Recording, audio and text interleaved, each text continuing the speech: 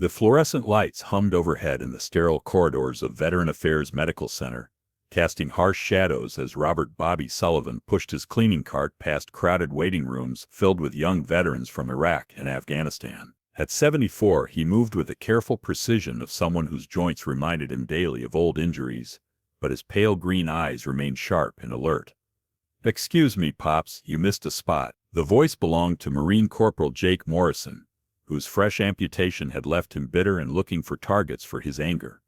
He pointed dismissively at a section of floor Bobby had already cleaned twice. Bobby simply nodded, dipped his mop again, and re-cleaned the spotless area without complaint. Behind Morrison, other veterans shifted uncomfortably, but no one spoke up. It was easier to look away than challenge someone whose Purple Heart ribbon was still crisp and new. "That's what I thought," Morrison muttered, loud enough for the waiting room to hear. "Probably some desk jockey who never saw real combat. They give these cleanup jobs to anyone these days." Bobby continued his methodical work, his weathered hands steady on the mop handle. He had been cleaning this building for 3 years since his wife died, and he'd heard variations of these comments countless times. The young warriors saw only an old janitor, invisible, except when their frustration needed a target. Sarah Chen, the head psychiatrist, watched the interaction from her office doorway. She had grown fond of Bobby over the years, his quiet dignity, the way he remembered every patient's name, how he somehow appeared with exactly what someone needed before they asked. But she also noticed things others missed, the way he moved through crowds with unconscious tactical awareness, how his eyes catalogued every exit and potential threat. "Mr. Sullivan," she called out, "could I see you for a moment?" Bobby secured his cart and walked over, his gait slightly favored on the left, an old wound most people attributed to age rather than combat. "Bobby, you don't have to take that kind of treatment," Dr. Chen said quietly. "I can speak to Corporal Morrison about appropriate behavior." Bobby's expression remained neutral. "He's hurting, Doc. Sometimes hurt people lash out at what they think is safe." "I don't mind." Dr. Chen studied his face, seeing something that nagged at her professional instinct. "Bobby, in all the time you've worked here, you've never once mentioned your own service. With your age, you would have been eligible during Vietnam." "I mopped floors then too," Bobby replied with a slight smile that didn't reach his eyes. "Different kind of floor, but still floor." Before Dr. Chen could respond, commotion erupted from the waiting room. Morrison was on his feet, his prosthetic making him unsteady as he confronted another veteran about a perceived slight. Bobby immediately moved between them, his positioning professional and automatic. "Easy, son," Bobby said quietly to Morrison. "We're all on the same side here." "Don't call me son, old man," Morrison snarled. "You don't know anything about what we've been through." Bobby's eyes held Morrison's gaze steadily. "You're right. I don't know your particular pain, but pain is pain, and it deserves respect." The simple dignity of the response seemed to deflate Morrison's anger temporarily, but his humiliation at being corrected by a janitor would fester into something more dangerous. 3 days later, the tension that had been building finally exploded. Morrison had been stewing over his encounter with Bobby, his wounded pride transforming the janitor into a symbol of everything wrong with how real veterans were treated. Bobby was restocking supplies in the physical therapy room when Morrison wheeled in with 2 other Marines, Sergeant Davis and Lance Corporal Williams, both recent amputees whose anger at the world had found a convenient focus. Well, Morrison announced, loudly enough to draw attention from staff and patients in the corridor. "If it isn't our resident hero, tell us again about all those floors you mopped in Nam, Pops." Bobby continued organizing medical supplies with steady hands. "Afternoon, Corporal Morrison. How's the therapy going?" "Don't change the subject," Davis interjected, rolling his wheelchair closer. "Jake's been telling us about your war stories. Sounds like maybe you've been inflating your service record to impress people." Dr. Chen appeared in the doorway, her expression troubled. She'd noticed the 3 Marines congregating, and suspected trouble. "Gentlemen, is there a problem here?" "No problem, Doc," Morrison replied with false cheerfulness. "We're just getting to know our janitor better. Apparently he's got quite the imagination about his military service." Bobby placed a box of gauze on a shelf with precise alignment. "I never claimed anything special, son. Just said I mopped floors." "That's the problem," Williams spoke up, emboldened by group support. "You use words like son, like you've got some kind of authority, like you've earned respect. But look at you, cleaning up after real warriors." The confrontation was attracting a crowd, other veterans, Staff members and visiting families gathered in the corridor, drawn by the rising voices and tension. Bobby turned to face the three Marines directly. "You're right to call that out. Respect isn't about age or job titles. I apologize if I sounded condescending." His willingness to acknowledge their point should have diffused the situation. But Morrison's anger was too deep, too connected to his own sense of lost identity and purpose. "You apologize?" Morrison laughed harshly. "That's rich. You know what I think? I think you're one of those stolen valor cases. Some supply clerk who tells people he was in combat to get sympathy." The accusation hung in the air like poison gas. Stolen valor, claiming military service or honors you didn't earn, was one of the worst accusations you could level at a veteran.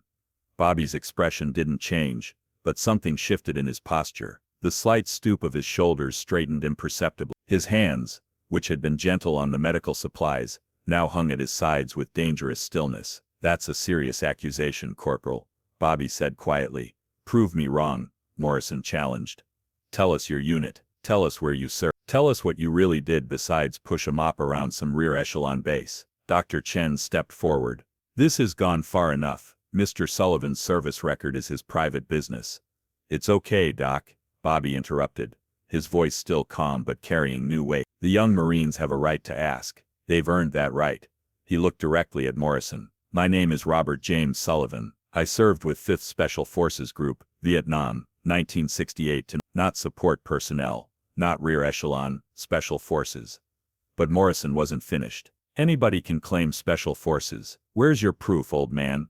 Bobby reached into his back pocket and pulled out a worn leather wallet. From it, he extracted a faded photograph, the kind of Polaroid that had been common in Vietnam. He handed it to Morrison without a word. The photograph showed a group of young soldiers in tiger-striped camouflage, their faces painted with camouflage paint, standing beside a helicopter in dense jungle. They looked impossibly young, impossibly serious. The weapons they carried weren't standard infantry gear. They were the specialized equipment of special operations. Morrison studied the photo, his belligerence wavering as he tried to reconcile the old janitor with the lethal-looking young soldier in the image. "This could be anybody," he said, but his voice lacked conviction.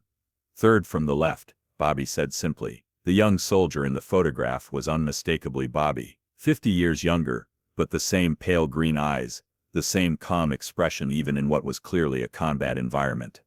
Chen moved closer to look at the photograph. What she saw made her breath catch. These weren't soldiers posing for a normal unit photo. The equipment, the camouflage patterns, the jungle background, everything suggested deep reconnaissance missions behind enemy lines. Special forces conducted classified operations in Vietnam, Dr. Chen said quietly, her medical training giving her access to military history that impressed even the Marines. Operations that officially didn't exist. Williams leaned forward in his wheelchair to see the photograph. "What was your team's mission?" Bobby retrieved the photo and returned it carefully to his wallet. "We went places other units couldn't go. We found people other units couldn't find. We brought back intelligence that saved American lives." The simple description carried more weight than any boastful war story. Morrison found himself looking at the old janitor with new eyes, trying to reconcile the humble custodian with implications of the photograph. "If you're really special forces," Morrison said, his voice less hostile but still challenging, "then why are you working as a janitor? Why aren't you getting the benefits, the recognition?" Bobby's expression grew distant, as if he were seeing something beyond the sterile walls of the medical center. "Some missions don't end when you come home, son. Some fights keep going long after the war officially ends." Before anyone could ask what he meant, rapid footsteps echoed in the corridor. A man in an expensive suit was approaching with urgent purpose, followed by two others whose bearings screamed federal agents despite their civilian clothes. The suited man stopped directly in front of Bobby, his expression one of profound respect mixed with something approaching awe. "Mr. Sullivan," he said formally, "I'm Deputy Director Matthews, CIA. We've been looking for you for 20 years. The corridor fell into absolute silence. Even the ambient noise of the medical center seemed to pause as the implications of those words sank in. Bobby's calm expression never wavered. "Director Matthews, I wondered when you might show up." Morrison's wheelchair clattered as his hand slipped from the wheel. The man he had been humiliating as a fake veteran was apparently important enough to warrant a personal visit from the Central Intelligence Agency. Deputy Director Matthews gestured toward an empty conference room. "Mr. Sullivan, we need to speak privately. There are matters of national security that require your immediate attention." Bobby nodded to Dr. Chen. "Doc, would you mind joining us? These gentlemen might want a witness to verify I'm mentally competent." The request was made with Bobby's characteristic quiet humor, but Dr. Chen caught the underlying seriousness. As a psychiatrist, she understood that whatever was about to be revealed would need professional verification. Inside the conference room, Matthews activated a small electronic device that would prevent eavesdropping. The action alone told Dr. Chen they were entering the world of classified information. "Mr. Sullivan," Matthews began, "your disappearance from our radar in 2003 caused significant concern. When someone with your clearance level goes dark, we assume the worst." Bobby sat with the same calm he had shown while being berated by Morrison. "I told my handler I was retiring. Clean break, no contact." "Retiring isn't an option for someone with your background," one of the other agents interjected. "The information you possess, the operations you conducted, that knowledge doesn't just disappear because you want a quiet life." Chen found herself in the surreal position of witnessing a conversation that sounded like something from a spy novel. "I'm sorry, but what exactly was Mr. Sullivan's role that makes him so important?" Matthews exchanged glances with his colleagues. "Doctor, your security clearance doesn't extend to this level, but given the circumstances..." He paused, clearly making a difficult decision. Robert Sullivan wasn't just special forces in Vietnam. After his military service ended, he was recruited for a classified program that operated from 1975 to 2002. His work prevented terrorist attacks, eliminated foreign intelligence assets on American soil, and disrupted hostile operations that could have cost thousands of American lives. Bobby spoke for the first time since entering the room. "I cleaned up messes, Director. Different kind of messes than I clean now, but still messes." "The Prague incident in 1987, Matthews continued, ignoring Bobby's deflection. "The nuclear material that disappeared from the former Soviet Union in the terrorist cell in Miami that never carried out their planned attack in 19... That was all your work." Dr. Chen felt the room spinning around her. The gentle janitor who remembered every patient's birthday, who had comforted countless veterans through their darkest moments, had apparently spent decades as some kind of super spy. "Why reveal this now?" Bobby asked. "I've been out of the game for 20 years. I'm no threat to anyone anymore." Matthews leaned forward, "Because 3 days ago we intercepted communications, suggesting that hostile intelligence services have identified you. Your cover as a simple janitor may be compromised." The words hung in the air like a death sentence. Outside the conference room, Morrison and the other Marines waited in the corridor, their earlier confrontation forgotten as they tried to process what they had witnessed. Bobby was quiet for a long moment, his pale green eyes focused on something beyond the room's wall. When he finally spoke, his voice carried the weight of decisions that had shaped decades of covert operations. "Director, I'm 74 years old. I've served my country for over 50 years. I just want to finish my days in peace." "I understand," Matthews replied, "but peace may not be an option anymore." Matthews activated a tablet and showed Bobby a series of surveillance photographs. "These were taken outside your apartment building 3 days ago. The men in these images are Russian intelligence operatives." Bobby studied the photos with professional detachment. The faces were unfamiliar, but their positioning, their equipment, their obvious surveillance techniques were immediately recognizable. "They're not here to recruit me," Bobby observed. "This is a termination team." "We believe so," Matthews confirmed. "After decades of searching, they've finally connected Robert Sullivan, the janitor, with the ghost, who disrupted their operations for 27 years. Dr. Chen felt like she was watching a movie rather than participating in real events. "Are you saying Mr. Sullivan is in immediate danger?" "We're saying," one of the other agents replied, "that every moment he remains in his current identity increases the risk, not just to him, but to everyone around him. The Russians don't leave loose ends." Bobby was quiet, processing threat assessments, with the same methodical approach he brought to cleaning floors. "How did they identify me?" "We're still investigating," Matthews admitted, "but someone with access to classified databases provided them with information. We have a mole, and they've been feeding our enemies intelligence about retired assets." The revelation added another layer of complexity to an already dangerous situation. Not only was Bobby compromised, but the security breach suggested ongoing threats to other retired operatives. "What are my options?" Bobby asked. "Immediate relocation under federal protection," Matthews replied. "New identity, new location, complete severance from your current life. It's the only way to ensure your safety. Bobby looked toward the door, thinking of the veterans in the corridor, who had been questioning his service just minutes before. Men like Morrison, who were struggling with their own demons while fighting to rebuild their lives after combat. These kids out there, Bobby said quietly, they need stability. They need to know that people care about them, that someone understands what they're going through. Mr. Sullivan, Matthews said gently, your compassion is admirable, but you can't help anyone if you're dead. Dr. Chen spoke up. Actually, Mr. Sullivan has become integral to our treatment program. Patients respond to him in ways that surprise even experienced therapists. His presence here has measurable positive effects on recovery outcomes. Matthews nodded impatiently. Doctor, I appreciate his value to your program, but we're dealing with international espionage and assassination threats. This is beyond the scope of a medical facility. Bobby stood up, his movement triggering alertness in both agents. Director, I've spent 50 years of my life serving my country. I've killed enemies, prevented attacks and sacrificed everything normal people take for granted. But for the first time in my life I'm doing work that heals instead of destroys. He gestured toward the door. Those Marines out there question my service because they're in pain, because they're trying to understand their own value after losing pieces of themselves in combat. If I disappear now, I prove to them that service doesn't matter, that sacrifice doesn't protect you. Matthews studied Bobby's face, recognizing the determination that had made him legendary in covert operations. What are you proposing? I'm proposing that instead of running, we use this opportunity to catch the mole and eliminate the Russian threat permanently. Matthews leaned back in his chair, his expression showing both admiration and concern. Mr. Sullivan, you're talking about using yourself as bait to draw out hostile intelligence operatives. At your age, with no backup infrastructure, that's essentially a suicide mission. Bobby's slight smile carried echoes of the dangerous young soldier from the Vietnam photograph. Director, I've been preparing for this conversation for 20 years. I may have been cleaning floors, but I never stopped being a soldier. He moved to the conference room window, his eyes automatically scanning the parking lot for potential threats. The Russians made two mistakes. First, they gave us advance warning by conducting surveillance.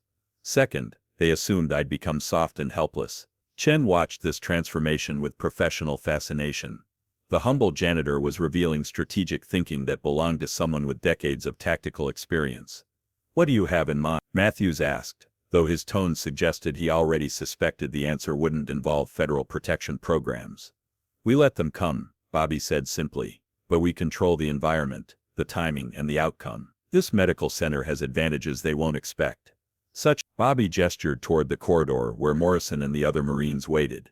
Security personnel who are combat veterans with nothing left to lose and everything to prove. Young warriors who've been questioning whether their service mattered. Matthews looked skeptical. You want to involve wounded veterans in a counterintelligence operation? That's not just dangerous, it's irresponsible. It's giving them a mission that matters, Bobby corrected. Morrison out there is drowning in his own anger because he thinks he's useless now. Williams and Davis are afraid they'll never be soldiers again. Show them they can still protect people, and you'll see what Marines are capable of. Dr. Chen found herself caught between professional caution and growing excitement. The therapeutic value could be enormous, returning to a sense of purpose, of being needed. Doctor, Matthews interrupted, we're not talking about therapy. We're talking about combat operations against trained killers. Bobby turned from the window. Director, every man in that corridor has survived combat. They're not broken toys, they're wounded warriors who need a mission. Give them proper intelligence, proper support, and they'll outfight any Russian assassination team. Matthews consulted with his colleagues in whispered conversation before responding. Even if we agreed to such an unconventional approach, we'd need approval from the highest levels. This would be completely outside normal protocols. Then get approval, Bobby said with quiet authority, because in about 6 hours, when I don't return to my apartment as usual, those surveillance teams are going to realize their target is aware of them. At that point, they'll either abort the mission or escalate to immediate action. And if they escalate, Bobby's expression grew cold, then they'll discover that some janitors clean up more than just floors. The room fell silent as the implications sank in. Matthews was looking at a 74-year-old custodian who was calmly proposing to orchestrate a counterintelligence operation using wounded veterans as his strike team. I'll need to make some calls, Matthews said finally. 2 hours later, the conference room had been transformed into an improvised command center. Morrison, Davis, and Williams, sat around the table with expressions that ranged from disbelief to growing excitement. Chen remained as medical oversight, while Matthews and his team provided intelligence support. "Let me understand this correctly," Morrison said, his earlier hostility completely forgotten. "You're telling us that Bobby, Mr. Sullivan, is some kind of legendary spy, and now Russian assassins are coming to kill him?" Matthews nodded grimly. "And we're asking you to help protect him while we eliminate the threat permanently." Williams leaned forward in his wheelchair. "What exactly would our role be?" Bobby answered before Matthews could respond. "Marines, you'd be doing what Marines do, adapting to the situation, using your training, and protecting your fellow Americans. The difference is this time, the threat is coming here instead of you going to find it." Davis studied the building schematics that Matthews had spread across the table. "This place has good sightlines, multiple exit routes, and plenty of cover positions. But we're not exactly at full strength here." He gestured to his prosthetic leg, and the other Marine's visible injuries. "Your injuries don't affect your minds," Bobby replied. "You can still think tactically, still coordinate operations, still execute missions. You've just got to adapt your methods to your current capabilities." Dr. Chen watched the transformation taking place around the table. 3 Marines who had been consumed by bitterness and self-pity were now engaged in tactical planning with focused intensity. "What's the timeline?" Morrison asked. Matthews consulted his tablet. "Surveillance teams report unusual activity around Mr. Sullivan's apartment building. We estimate you have perhaps 4 hours before they realize he's not following his normal routine." "Then what?" Williams asked. "Then they'll come here," Bobby said calmly. "They'll assume I'm hiding among familiar territory, and they'll want to eliminate the threat before I can disappear again." Morrison looked directly at Bobby, his expression showing newfound respect. "Mr. Sullivan, I owe you an apology. I said things, accused you of things." Bobby held up a hand. "Son, you were in pain, and looking for someone to blame. I understand, but now I need to know. Can you put that anger to good use protecting innocent people?" Morrison's response was immediate. "Sir, you point us in the right direction, and we'll show you what Marines can do." Davis and Williams nodded agreement, their body language showing the first real purpose they'd felt since their injuries. Dr. Chen made notes on her tablet. "From a psychological perspective, this is remarkable. You're giving them back their identity as protectors, as soldiers with a mission." "Doctor," Bobby said seriously, "these men never stopped being soldiers. They just needed someone to remind them that being wounded doesn't mean being useless." Matthews checked his secure phone. "Mr. Sullivan, we have approval for this operation, but I need to be clear about the risk. If this goes wrong, if civilians are hurt, if the political fallout is significant, then the responsibility is mine." Bobby interrupted. "These Marines are volunteering to protect their country one more time. That's what heroes do." The attack came at 3:47 a.m., when the medical center's skeleton night staff made detection difficult and civilian casualties minimal. Bobby had positioned himself in the main corridor, visible through the glass entrance doors, bait for an assassination team that had spent 20 years hunting him. Morrison coordinated communications from the security office, his experience as a squad leader proving invaluable despite his prosthetic leg.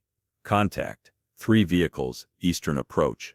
Professional formation. Suppressed weapons visible." Williams had positioned himself with a clear view of the main entrance, his upper body strength unaffected by his injuries. "I count 6 hostiles. Standard assassination team configuration."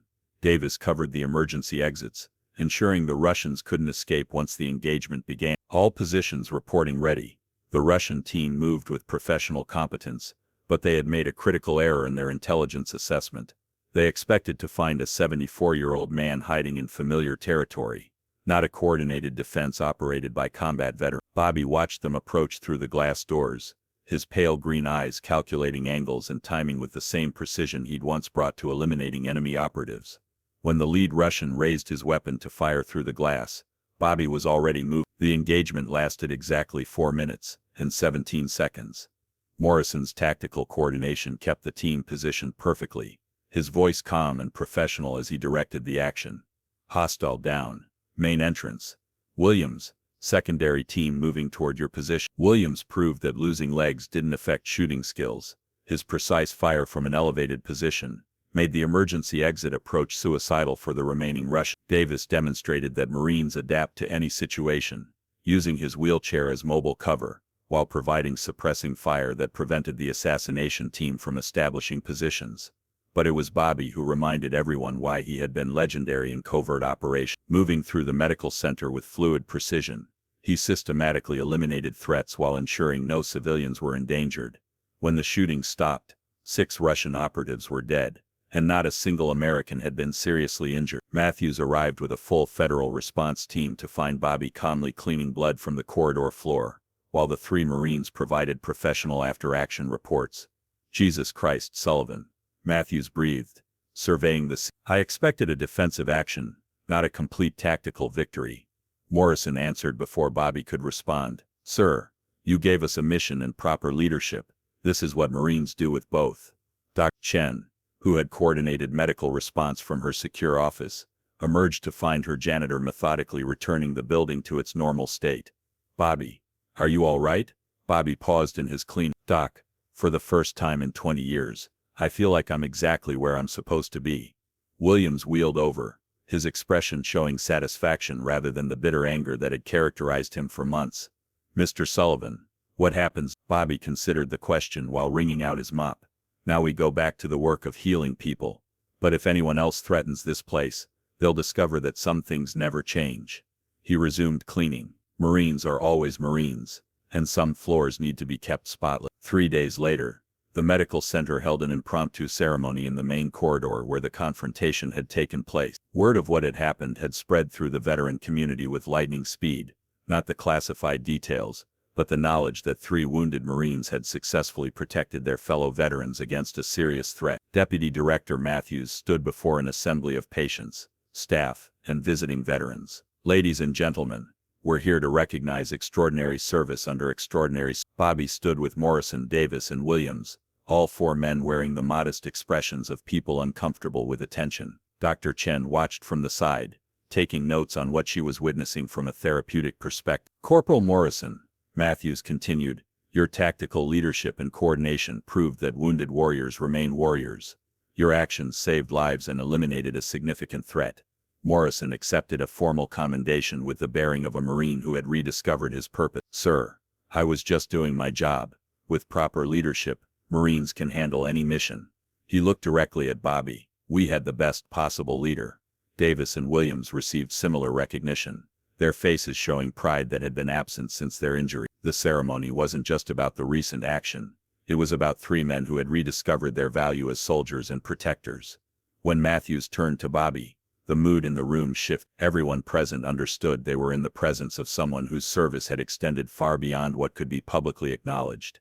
"Mr. Sullivan," Matthews said formally, "on behalf of the Central Intelligence Agency in the United States government, I want to thank you for 50 years of faithful service to your country. Your sacrifice, your dedication, and your continued commitment to protecting Americans deserves the highest recognition."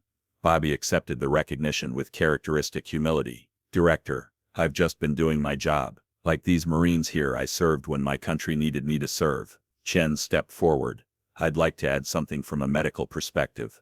What we witnessed here wasn't just successful tactical action. It was profound therapeutic breakthrough. These men rediscovered their identity as protectors, their value as soldiers, their purpose as Americans." She gestured to Morrison, Davis, and Williams.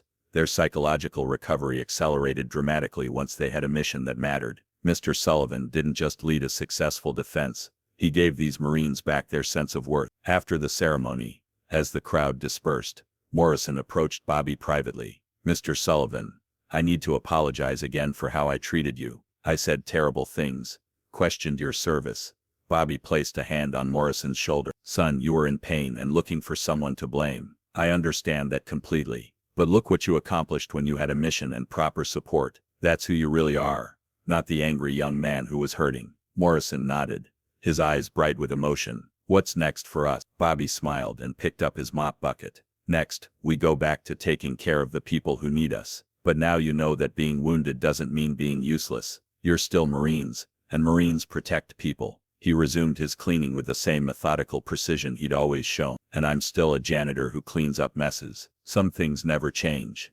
6 months after the incident, the VA Medical Center had become a model facility for veteran rehabilitation. The successful integration of wounded warriors into protective roles had inspired similar programs across the country, with Morrison, Davis, and Williams training other veterans in adaptive security techniques. Bobby continued his custodial duties, but now his work carried additional significance. He had become an informal counselor for veterans struggling with transition issues, using his unique perspective to help them understand that service comes in many forms. Dr. Chen documented the transformation in a groundbreaking paper on therapeutic value of renewed purpose. The psychological impact of giving wounded veterans meaningful missions cannot be overstated, she wrote. When they rediscovered their identity as protectors, their recovery accelerated exponentially. Morrison had been promoted to head of facility security, his leadership skills channeled into protecting the place that had given him back his sense of worth. His prosthetic leg no longer defined his capabilities. His tactical mind and Marine training were what mattered. Davis coordinated veteran integration programs,